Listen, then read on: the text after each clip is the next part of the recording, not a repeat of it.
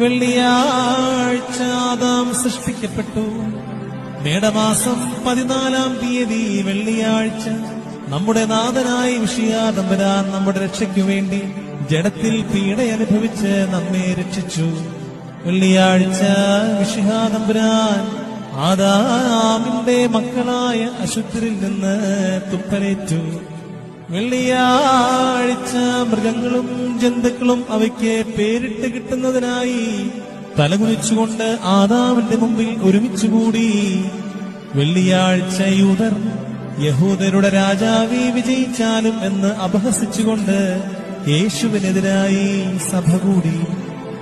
ബാശാനിലെ അനേകം കാളകളും കാളക്കുട്ടികളും എന്നെ ചുറ്റിവളഞ്ഞുവെന്ന് ദാവീദ് പറഞ്ഞത് നിറവേറി.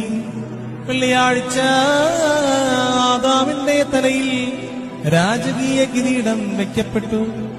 ആദാം മഹിമയോടെ പ്രശോഭിച്ചുകൊണ്ട് പരദീസായിൽ 3 മണിക്കൂർ ഇരുന്നു. നമ്മുടെ കർത്താവ് ആദാമിന്റെ മക്കളായ മണ്മയരുടെ അടിയേറ്റുകൊണ്ട് 3 മണിക്കൂർ നേരം ന്യായസ്ഥലത്ത് നിന്നു.